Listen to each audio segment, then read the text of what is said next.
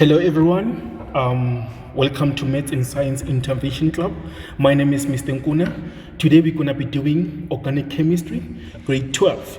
So I have lesson goals, which are the concepts that or ideas that I want you guys to know by the end of the lesson. So by the end of the lesson, I want you to be able to know what is a hydrocarbon, what is an alkane, what is an alkene, and what is an alkyne, and how to differentiate between these. And we are going to also deal with IUPAC namings. Let's say you are given a structure or a structure that is already drawn for you. Can you be able to give its proper name by identifying the characteristics or by identifying certain elements that will lead you to give its name? We are also going to deal with saturated and unsaturated hydrocarbons and also having an idea how to differentiate between them. Lastly, we are going to have chain and positional isomers. So if maybe you are given a structure, will you be able to draw its chain isomer? Right. And also if you are also given another structure, will you be able to draw its positional isomer? Okay, let us go to the next page. So on the next page, I have made it prop, but, pent, hex, hept, and oct. So now if I have the word mid, what does it mean? If I have the word it, also what does it mean? If I have the word hex, what does it mean? So now the word mid, if you are given a structure, right, you are going, for you to give the name of that compound, you have to identify the longest chain in that particular structure. So now if I'm given the structure like this, 1, 2, 3, like this, this structure here, it is a what? It is a hydrocarbon. Why? Because this structure contains only carbon and hydrogen atoms. Therefore, it is a hydrocarbon. But then, where does the mid, it, prop, but, pent, hex, hept, oct enter here? So the first thing that you do, you are going to identify the number of carbons that are there. How many carbons do I have here? 3.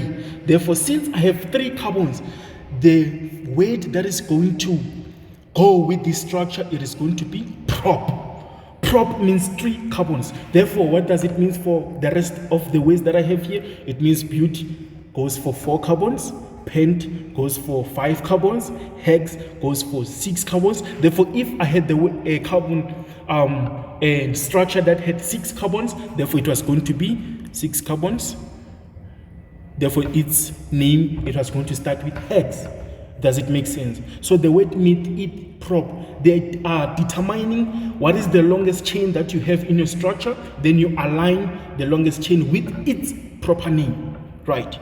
Let me take you down. We have alkanes, alkenes, and alkynes. So now let me start with alkanes. Alkanes. Alkane. So I have the word alkane, right? I have alkane here. So now, if I'm given a structure, how will I know that this structure, it is an alkane? So let me just write this structure.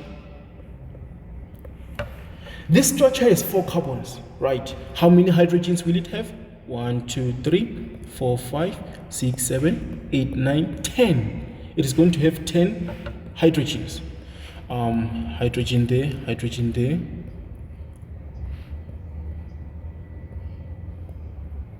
So now, someone can say that this structure is an alkane. Will that person be wrong? Let me see. So now the first thing that you do when it comes to IUPAC naming, you determine the longest chain in your structure. This one will act as carbon number 1, carbon number 2, carbon number 3, and carbon number 4. So if you start from left to right, the longest chain is carbon number 4. But then if you start from right to left, carbon number 1, carbon number 2, carbon number 3, and carbon number 4. It is also 4 carbons. Therefore, it doesn't matter whichever way, we're still going to end up with 4 carbons as the longest chain. Now, when I want to give the name of this structure, 4 goes with what? Goes with but. So it's going to be but. Right. But then I only have single bonds between my carbon molecules. Single bonds here. So now if I have single bonds between carbon bonding, this structure, it is an alkane. A, and E. So the last alphabet, the last three alphabets that you have on alkane is the ones that you write over here. Therefore, this particular compound, it is going to be butane. Let me give you another example. Let's say I have a structure 1, 2, 3. How many hydrogens will be there? 1, 2, 3, 4, 5, 6, 7, 8. 8 hydrogens. Hydrogen there, hydrogen there, hydrogen, hydrogen, hydrogen, hydrogen, and another hydrogen. I have hydrogen. Now, if I want to give the IUPAC name of this compound, right, the first thing that I do, I determine the longest chain. I start moving from the left to right, then from right to left. I start counting. Carbon number 1, carbon number 2, carbon number 3, carbon number 1, carbon number 2, carbon number 3. Therefore, whichever way, it doesn't matter. I still have 3 carbons as my longest chain. Now, 3 goes with what? Goes with prop. So I'm going to write prop. But then I only see single bonds between my carbon-carbon bonding. Therefore, if I see single bonds between my carbon-carbon bonding, this structure is a what? It's an alkane. Therefore, the last 3 letters that you have on the word alkane, you're going to write them here, A and E. Therefore, this compound, it is propane. Now, let me write the properties of an alkane. How would I know that this compound is an alkane before I can even go for its IUPAC naming? Properties of an alkane. Number 1, an alkane, it is a hydrocarbon. Hydrocarbon. Number 2, an alkane contains single bonds between carbon-carbon bonding. Therefore, I'm going to write contains single bonds. It contains single bonds. And also, an alkane has a general formula of CnH2n plus 2. So it means if someone can say, I have a compound which is an alkane, it has 5 carbons. How many hydrogens will this compound have? I'm going to write C5H2 5 plus 2. Therefore, it's going to be C5H10 plus 2, which is 12. Therefore, this compound has 5 carbons, right? Which is going to be what? Pentane. Therefore, it means pentane is 5 carbons and 12 hydrogens. Let us go back and confirm with our propane.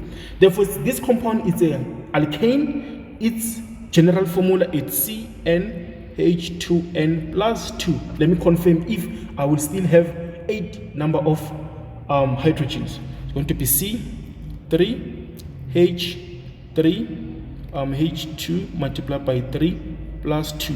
Therefore, it's going to be C3H6 plus 2, which is 8. I can manually count hydrogen 1, 2, 3, 4, 5, 6, 7, 8.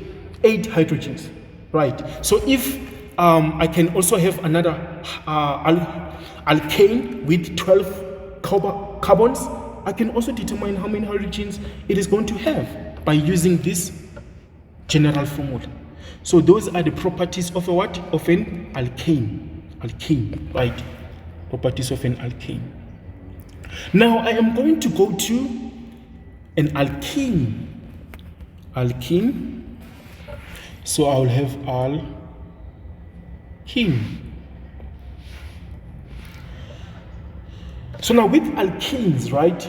Let's say I have a compound like this 1, 2, 3 with a double bond there, with another C, another C.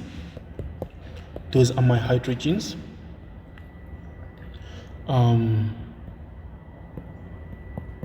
Hydrogen, hydrogen, hydrogen, hydrogen. So what do I know about a carbon? It can only make 4 bonds. So it's 1 here, 2, 3, 4 with that hydrogen there. Therefore, it has 4 bonds. Even this particular carbon here, it also has 4 bonds in total. So now, when I have this compound, when I want to give its IUPAC name, right, the first thing that I do, I find out the longest chain, starting from the left to right and from right to left. So here I'll have carbon number 1, carbon number 2, carbon number 3, carbon number 4, and carbon number 5. That is the longest chain from left to right. Starting from right to left, carbon number 1, carbon number 2, carbon number 3, carbon number 4, and carbon number 5. But then there's something unique here. When I start counting from left to right, the double bond here, it is in carbon number 2. The double bond here, it is in carbon number 2. But then when I also start counting from right to left, this double bond here, it is in carbon number 3. So which way am I supposed to count? Because when I start from left to right, the double bond is in carbon number 2. And when I start counting from right to left, the double bond is in carbon number 3. So which is the correct way for me to choose? From left to right or from right to left? So this is how you choose. The number between 2 and 3. So when I start from left to right, the carbon number 2 is in, the double bond is in carbon number 2. And when I start moving from right to left, the double bond is in carbon number 3. So now, between 2 and 3, which one is the smallest number? 2, it's less than 3. Therefore, when you count, you prioritize the smallest number. It means you are going to start counting from the number that is going to make the double bond to be with the smallest number, which is going to be from left to right. So it means when I start counting here, I'm going to start from left to right. Therefore, this one will automatically be, I will automatically have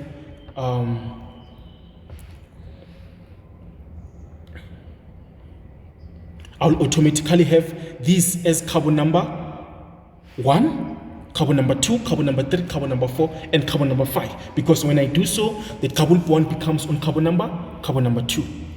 Right. So now, when I now want to give its IUPAC name, the longest chain is carbon number 5. It contains 5 carbons. Therefore, it's going to be what? Pent. But now, this double bond is in carbon number 2. Therefore, I also, when I give the name of this compound, I also have to give reference of the double bond. Where is it situated? Therefore, it's situated in carbon number 2. Therefore, it's going to be ENE, pent 2 ENE, whereby the ENE tells us that it is an alkene having what? Having a double bond. Double bond. Yes. So now if I have another compound, 1, 2, 3, double bond here. Let me see. Yeah, like this. 1, 2, 1, 1, 2, 3. Hydrogen, hydrogen, hydrogen, hydrogen, hydrogen, hydrogen. So now, if I were to give the IUPAC name of this compound, when I start moving from left to right, this one is carbon number 1. I have carbon number 2 and carbon number 3. But then when I move from right to left, this one is carbon number 1, carbon number 2, and carbon number 3. So when I move this way, the double bond is in carbon number 2. But then when I move the other way, the double bond here, it is in carbon number 1. So now between 2 and 1, which one is the smallest number? It is 1. Therefore, I am going to prioritize the smallest number, which is going to be 1. Therefore, when I count here in this particular manner, I'll have to make this carbon as carbon number 1, which is why I am prioritizing the double bond. So now I'm going to give the IUPAC name. How many carbons are there in the longest chain? 3.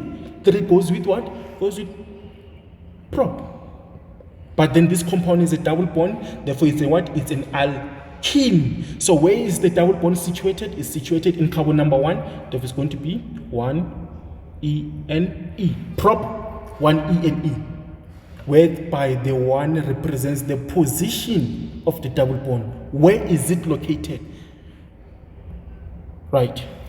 Let me now write the characteristics of an alkene. Alkene. So now with an alkene, number 1, it is also a hydrocarbon, right? It is also a hydrocarbon because it is also a hydrocarbon because it contains hydrogen, because it contains hydrogen and carbon atoms only. Number 2, The characteristics of a hydrocarbon is that it contains a double bond. So the moment you see a double bond between a carbon bonding, carbon-carbon bond, the moment you see a double bond there, the structure, it means it is a what? It is an alkene. Therefore it contains double bond.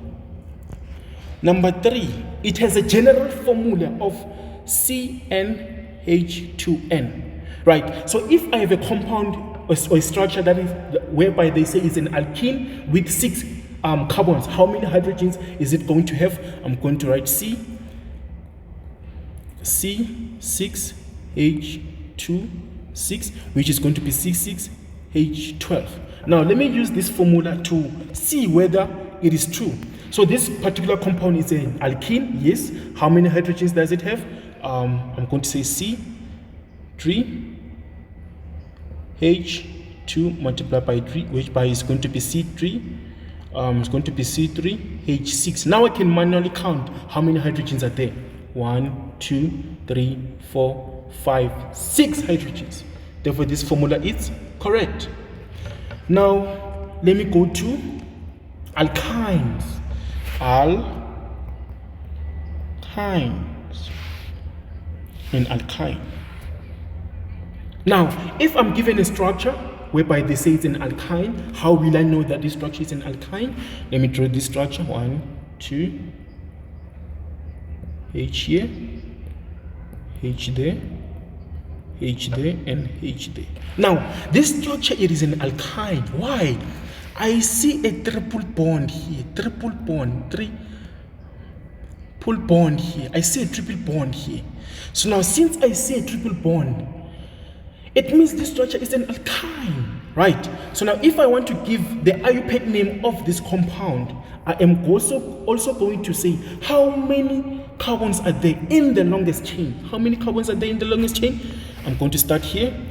This is going to be carbon number 1, carbon number 2, carbon number 3. If I move from left to right, but then if I move from right to left, carbon number 1, carbon number 2, carbon number 3. So if I move from left to right, this triple bond here, it is in carbon number 2. Okay? But then if I move from right to left, this triple bond here, it is in carbon number 1. Therefore, between 2 and 1, which one it is the smallest number? Obviously, it is 1. Therefore, I am going to prioritize 1. Therefore, when I start with my counting automatically, this carbon here, it is going to be carbon number 1. Are we good? So now, if I want to give the IUPAC name of this compound, how many carbons are there? 3. 3 goes with what? Prop. So I'm going to write prop. It's R, this one. It's prop. Right.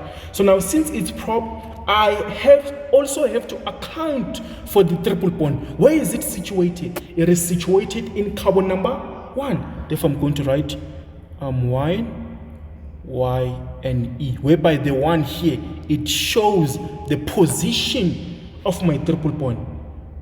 The position, where is my triple bond positioned? Or you can also write propyne.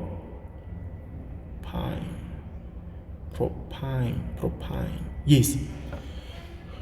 Propyne or prop 1, Y and E is still the same because there's a 1 here, which also shows that it is propyne. So now let me have another structure, which is an alkyne. The reason why I wrote Y and E here, because the last 3 letters that I have on alkyne, it is Y and E. Y and E. So now let me have another structure. I have 1. I have 1, 2, 3, 4. I have a double bond here, 5. I have my hydrogens there, hydrogen. I have a hydrogen. I have a hydrogen here. I have a hydrogen.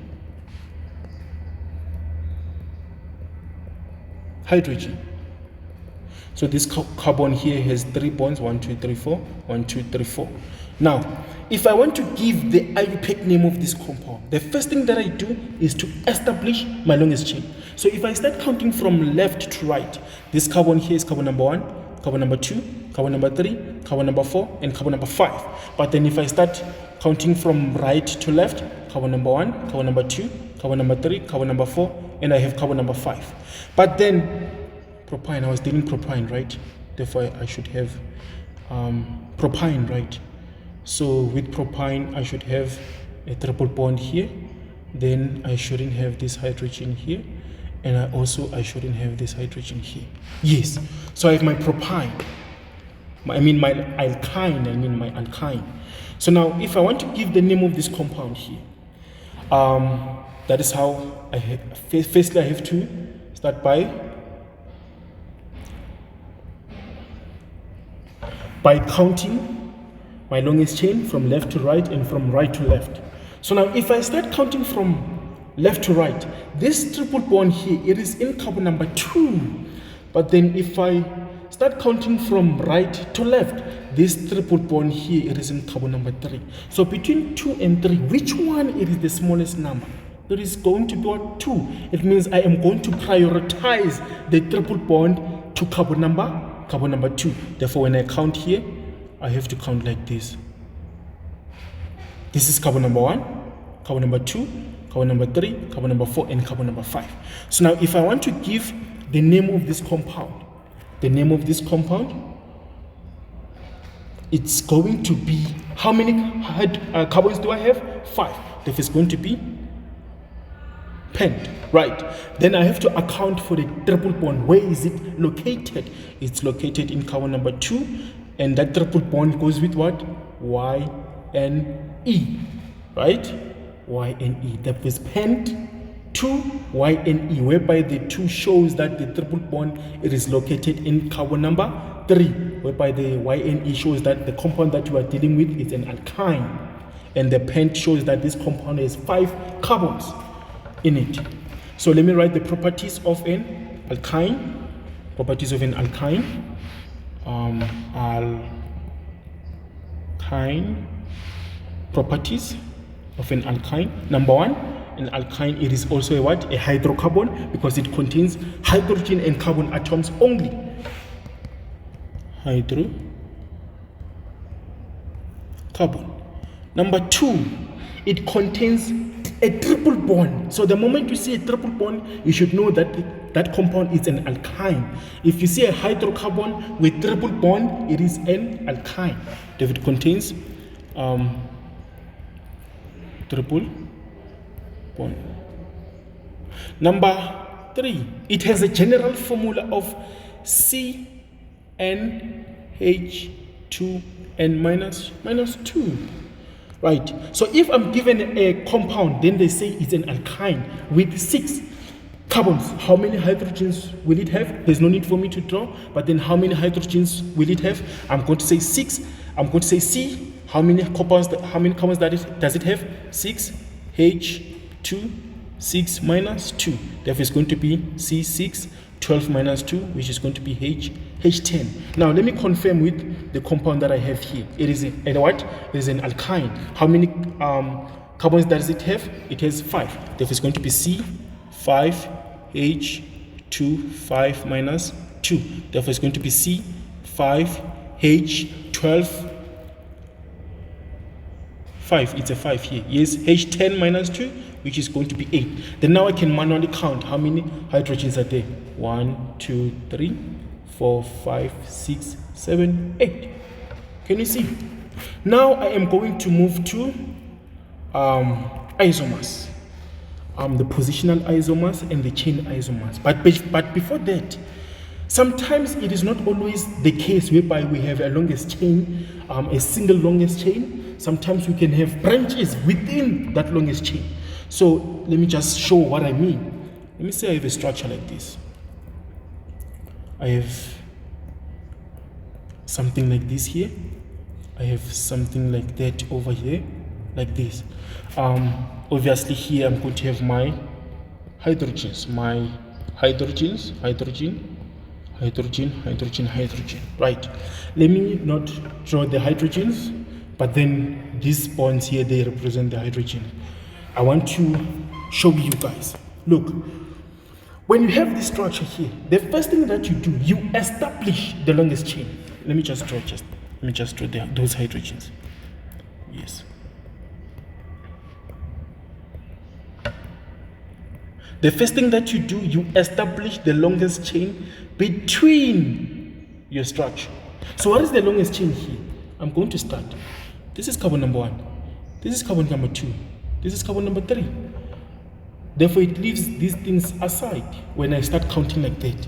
But then I can also decide to say this is carbon number 1, carbon number 2, carbon number 3, carbon number 4. It leaves this portion outside and this portion outside. But then I can also decide to say this is carbon number 3, then I have carbon number 4, carbon number 5.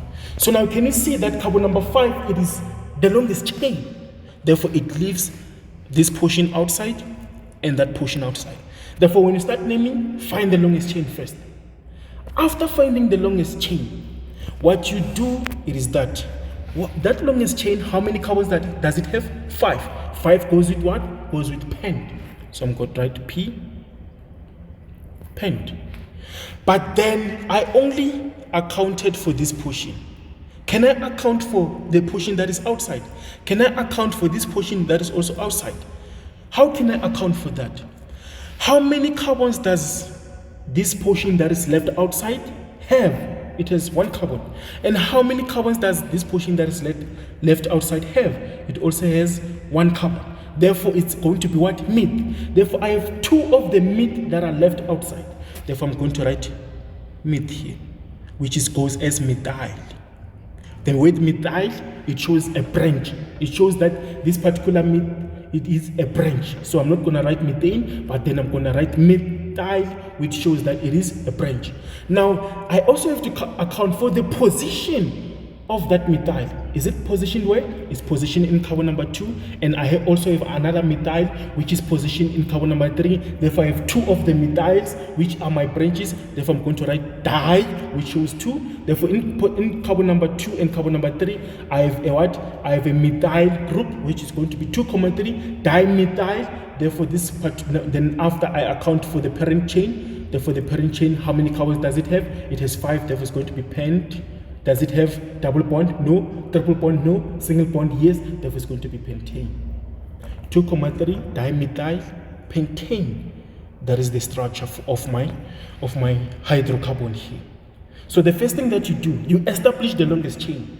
After establishing the longest chain, you look for whatever that is left outside. I saw that this methyl group, it is left outside, and I also saw that that methyl group, it is also left outside as a branch. Then after I start writing my branches first, when I write the IUPAC name, then I also have to account for the position of my branch. It is positioned in carbon number 2, it is positioned in carbon number 3, then I'm going to write 2, 3 dimethyl. Di means I have 2 of the same branches. All of them are what? Are methyl. Therefore, it's 2, 3 dimethyl. Then now I account for the parent chain, which is propane. Now let us go to isomers. I have chain isomer. I have a chain isomer. Now, with my chain isomer, let me give you a brief of what I'm talking about. Let's say I have C, 1, 2,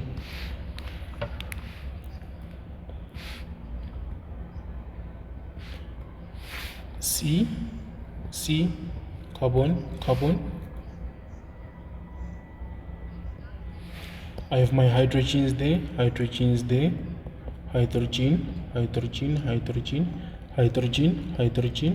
another hydrogen. Then even here I'll also have the same hydrogens,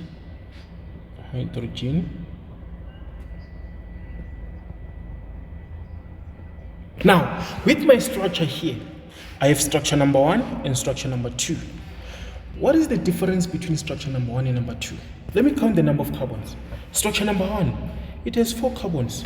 How many hydrogens does it have? H.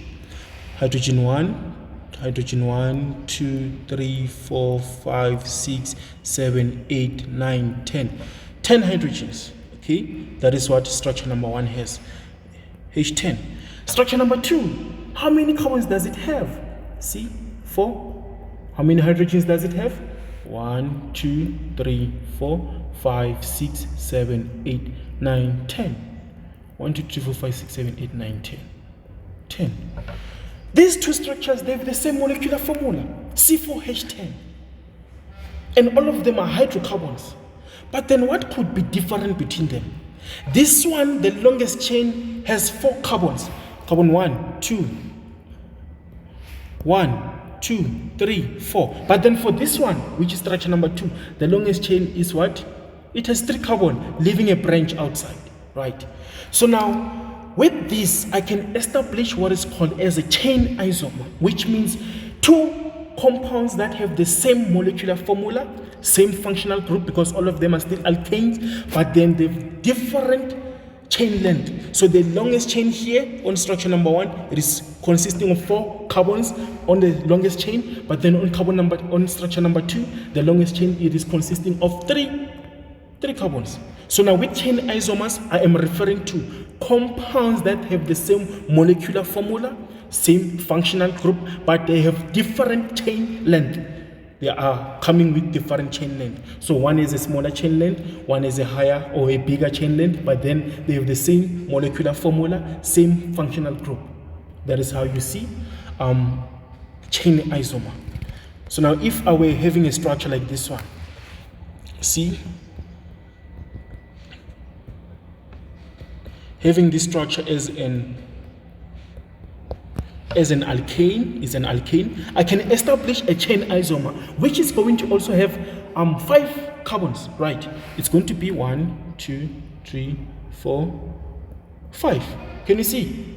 This structure also has 5 carbons, and this structure has 5 carbons. This one also has 5 carbons. But the only difference is that the longest chain here, it is what? 5 carbons. And here, the longest chain here is going to be what? 3. So therefore, with chain isomers, they have the same molecular formula, same number of carbons, same number of hydrogens, same functional group, but then the only difference is that one has the longest chain, one has the shortest chain. So the only difference is that they have different chain length.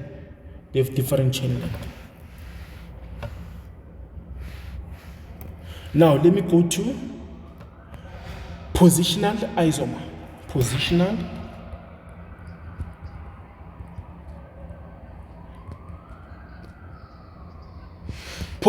isomers.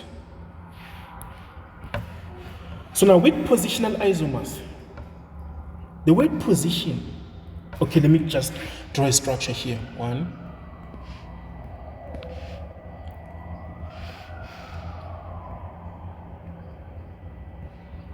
can you see? I have an alkene here, I have an alkene here, I have an alkene, alkene, yes. So now looking at my structure here, how many carbons does this compound have? 4. See, 4. How many hydrogens does it have? 1, 2, 3, 4, 5, 6, 7, 8. H8, H8.